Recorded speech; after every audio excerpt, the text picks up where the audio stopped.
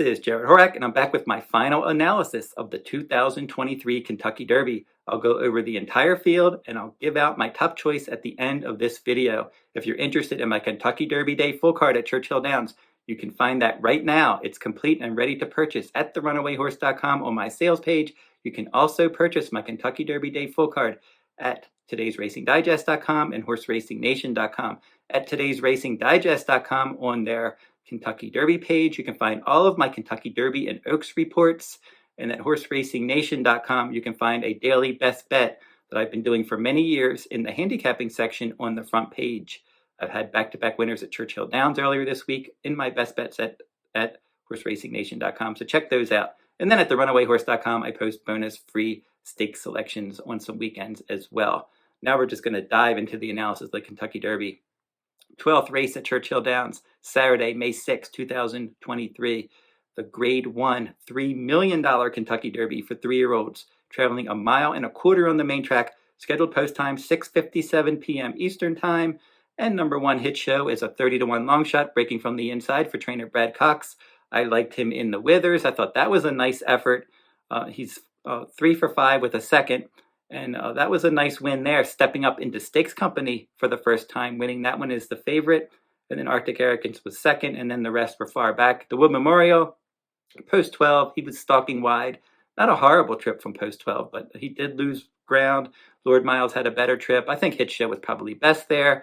I don't know what that says because the Wood Memorial really wasn't a strong prep, and it hasn't been a strong prep for years for the Kentucky Derby. And I think from post 1, he's up against it. Verifying is number 2, and I liked him in the Bluegrass. He was my top choice in the Bluegrass Stakes. I thought in the Bluegrass he would track the pace, get first run, and he would have enough of a cushion on Tapit Trice in the stretch to hold him off. Didn't work out that way, although Verifying's had a perfect trip. He did track the pace just like I thought he would, and he took the lead. But Tapit Trice from the inside post he was able to be steered out by Luis Saez, and he made an earlier move, and he came after Verifying, and he outfinished him by a neck. I mean, there was no way that Verifying was going to beat Tapit Trice with the kind of trips that both of those had. So if he could not beat Tapit Trice with that perfect trip at 1.1 miles at Keeneland, I don't see how he's going to be able to move forward at 1.25 miles at Churchill Downs. I just think the Bluegrass Stakes, he peaked that day. That was the best that he could do. And from post 2, he could be facing pace pressure from horses towards the outside. And Tyler Gaffalione got to know him last time, and he'll ride him back. He is a son of Justify, Triple Crown winner. 2 Phils is next. This one is a son of Hard Spun for trainer Larry Ravelli, and Jareth Loveberry, his regular rider, stays aboard. I like the fact that they stuck with the regular rider for this horse. A lot of experience, 8 starts, 4 wins, a second and a third. He's won at Churchill Downs before. He won the Grade 3 Street Sense Stakes in the slop at Churchill by more than 5 lengths. This year in the Lecomte Stakes, he was second. Instant Coffee won that one. He was well clear of Confidence Game in third that day.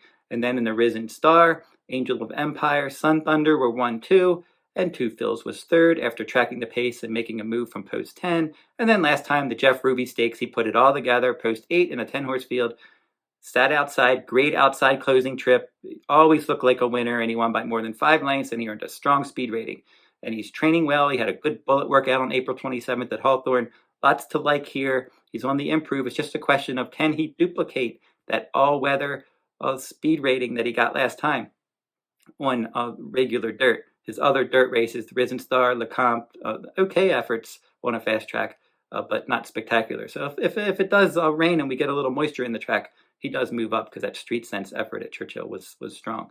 Confidence Game is number 4 for trainer Keith DeSarmo, and this son of Candy Ride has run 7 times, 3 wins, a second and 2/3, was making nice progress throughout his career. He was in the first Kentucky Derby points race last year, the Iroquois, 5th in a 9-horse field, beaten 10 lengths. They put him in some optional claiming races. He got his confidence in an optional claiming win in November. The Lecomte Stakes, back in the stakes ranks, he was a well-beaten 3rd. But he chased the pace. The pace was honest there. Instant Coffee was able to win it. 2 Phils was second. Confidence Game a clear third. Had his coming out party in the Rebel Stakes, that Grade 2 in the slop. He stalked, got a great outside stalking trip. Stayed out of trouble there. Was able to get a jump on the closers like Red Route 1 and Reincarnate and win that one. I do not like the layoff at all for this horse in here. And he's got to go from 1 mile and a 16th to 1.25 miles in his first start since February 25th. I just think from a fitness standpoint, I'm not even sure how good he is anyway, because the Rebel Stakes wasn't a particularly productive race. He's not the fastest horse in the race to begin with, and I just think he's tough to use in here. Training well, I would consider, like, if he ran an okay race here and then he comes back in the Preakness, I would definitely consider playing him in that race. Just don't like him in the Derby. And James Graham, his regular rider, stays aboard. Tapit Trice is the 5, and this son of Tapit, Dunkirk the Damsire. Distance will not be any trouble for this horse. They paid $1.3 million for him, and he's been excellent throughout his career. Third in his career debut, rallying from 8th place in a 9-horse field. That was a 1-turn mile. In the mud, second time out, he won by a neck. I don't know if he loved the mud there, but he was just able to get the job done. And I think he definitely wanted more ground. And a 1-turn mile again at Gulfstream in his first start this year, he won by 8 lengths, adding Lasix. Lost Lasix in the Tampa Bay Derby. In that Tampa Bay Derby, he did not have a good start.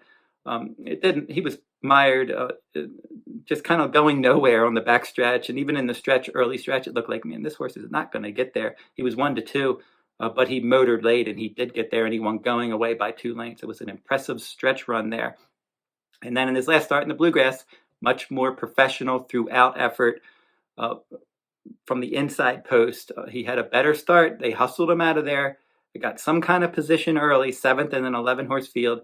And then Luis Saez got him to move early and get into position. He didn't want Verifying to get too far in front of him, and they did a great job riding this horse and getting him in a good spot.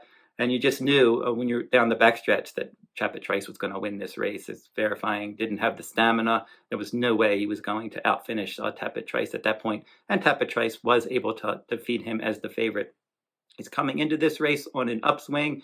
If you look at all the workouts and the jogs and the gallops, nobody's looked better than Tapit Trice this week. So he's one that he seems to be doing well. Now he's going to have to get towards the outside from post 5. That's going to be the one caveat. Is he going to be able to get a good enough start to get out of the gate, good enough to get into that first turn and then around the backstretch and ease his way out? And that's going to be the key. If he can get that kind of clean trip and the trip that he likes, racing on the outside, he's interesting. If he can't get that trip, he's not going to win. Kingsbarns, unraced 2-year-old. That's the reason I don't like him in here. They paid $800,000 for him. This is a son of Uncle Mo. Todd Pletcher, the trainer, and Jose Ortiz will ride, and he's 3 for 3. The interesting thing is Luis Saez rode him in his debut at Gulfstream. Antonio Gallardo rode him second time out, easy win at Tampa Bay.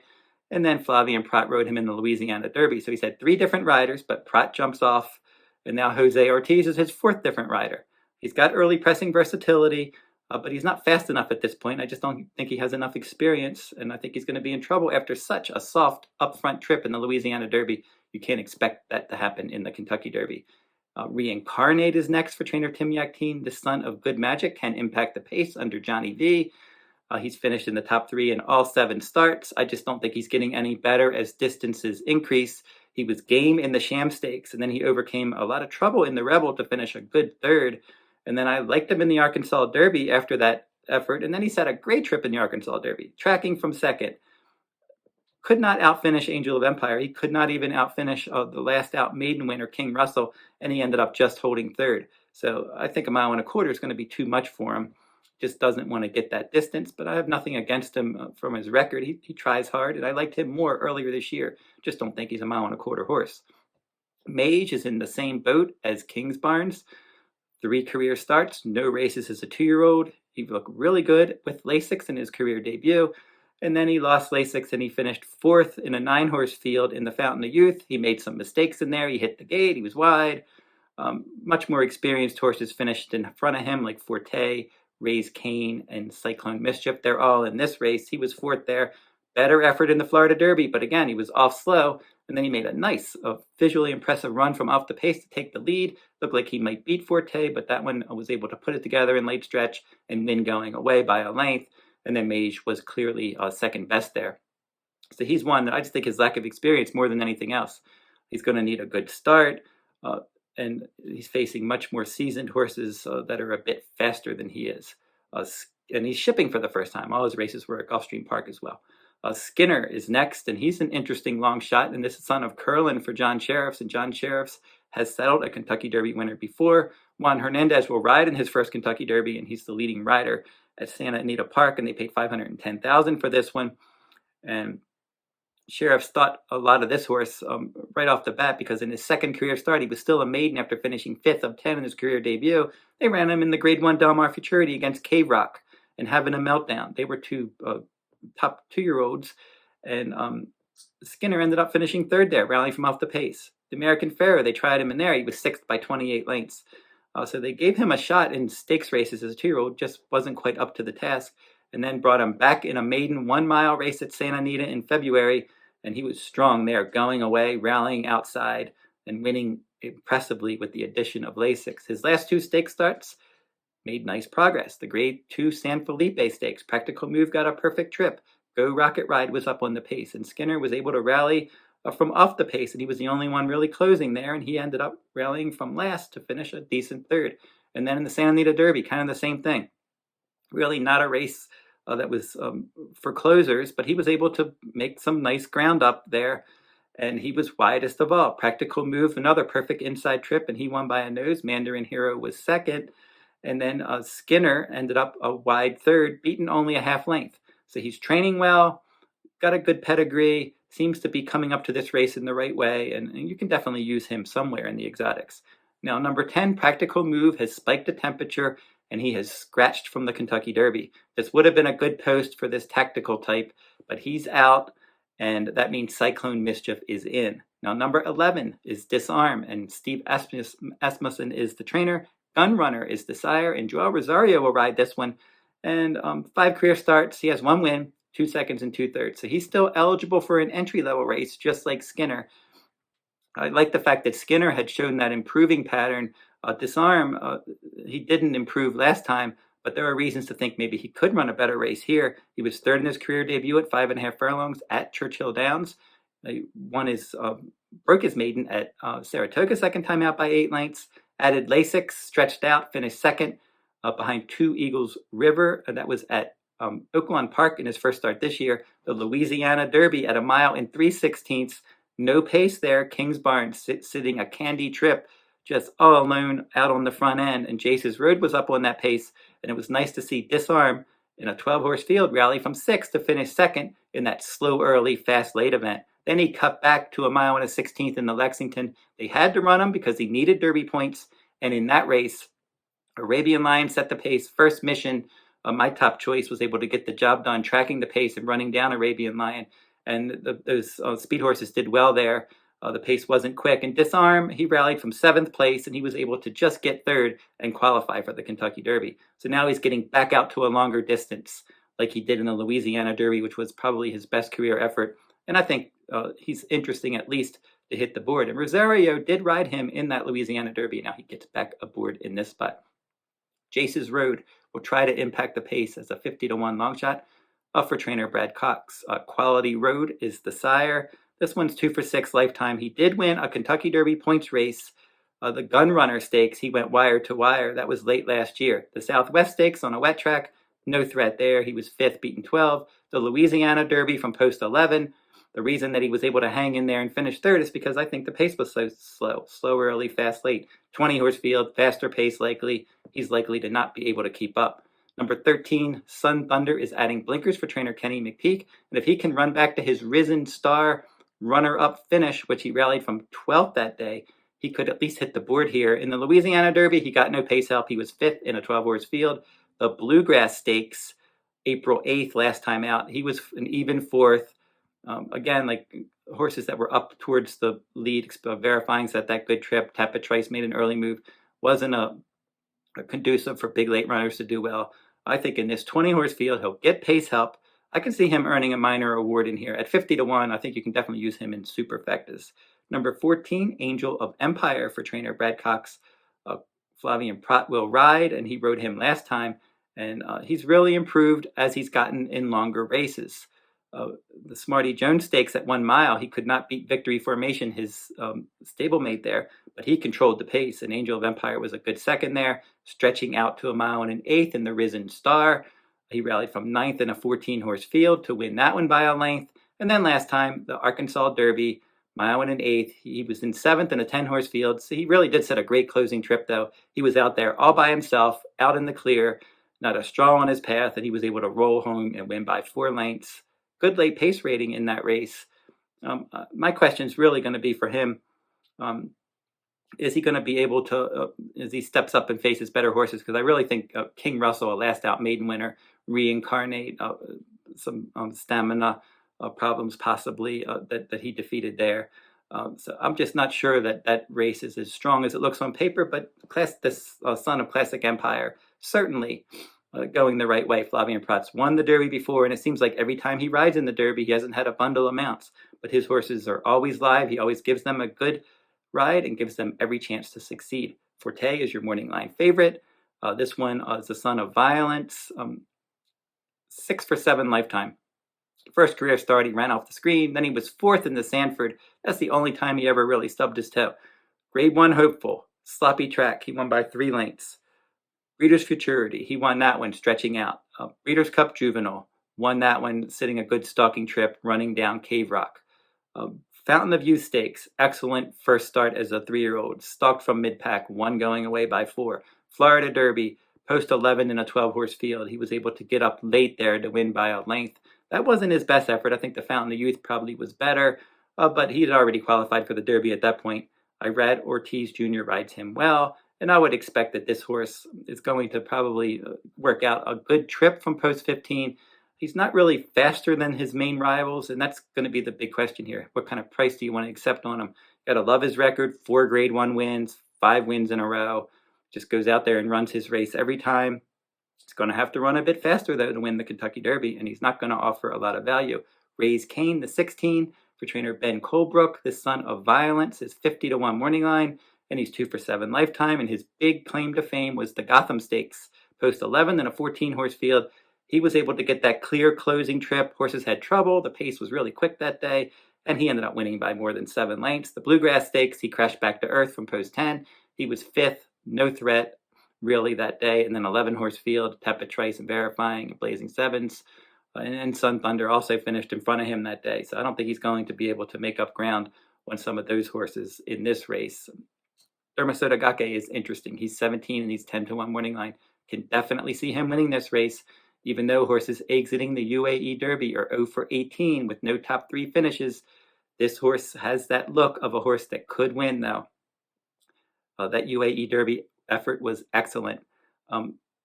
He was able to get out there and set the pace and win powerfully by more than 5 lengths.